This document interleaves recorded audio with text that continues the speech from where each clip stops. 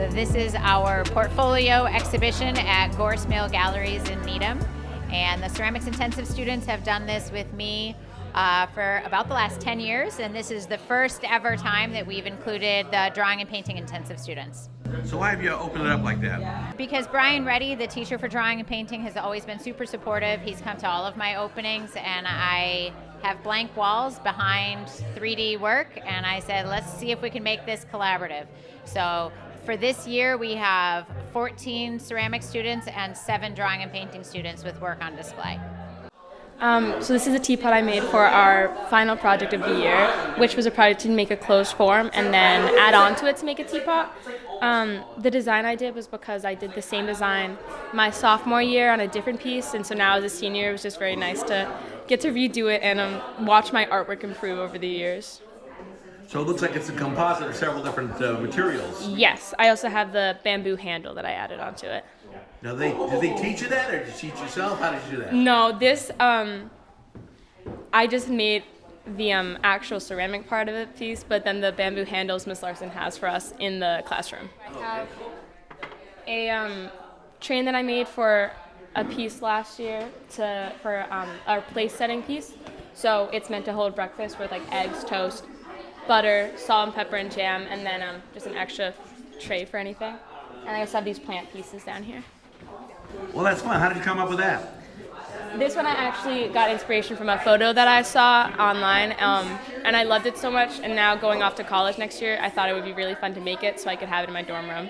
The breakfast train, I came up with because we usually do a place setting piece, but I didn't want to have to make just a bunch of plates and bowls and such, and so I thought of this to make it a little bit more fun and enjoyable for me.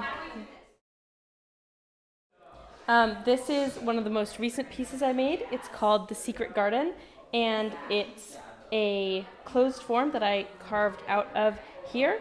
There's also a lid as well, and it opens up. Could you hold it up? And... There you go. 360 view. So how did you come up with the idea for that? I honestly don't know.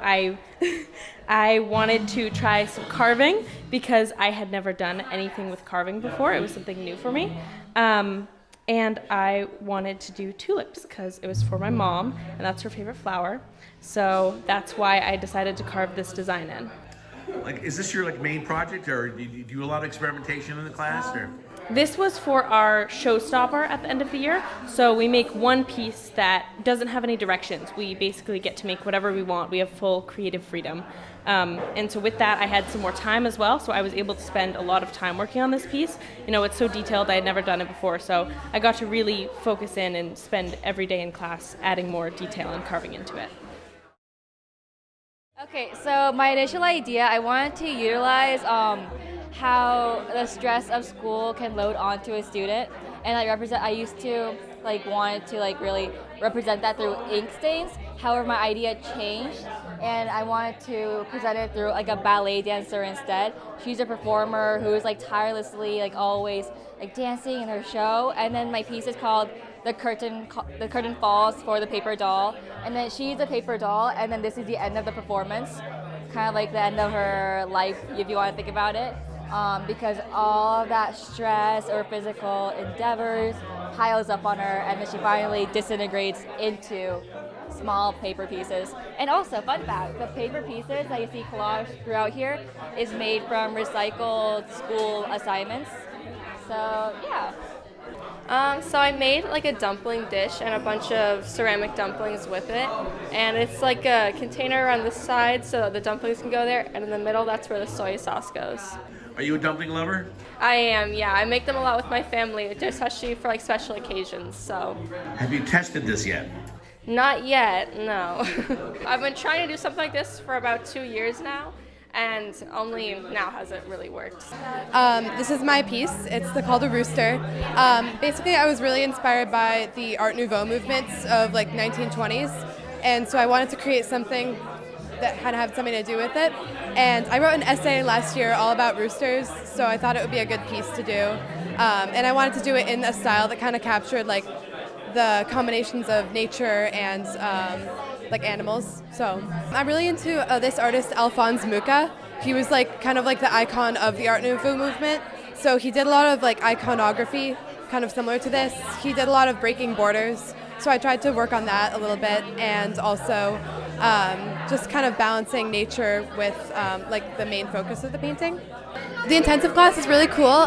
We have, I think, 20 artists. We have 2 big groups, and we have 4 projects a year.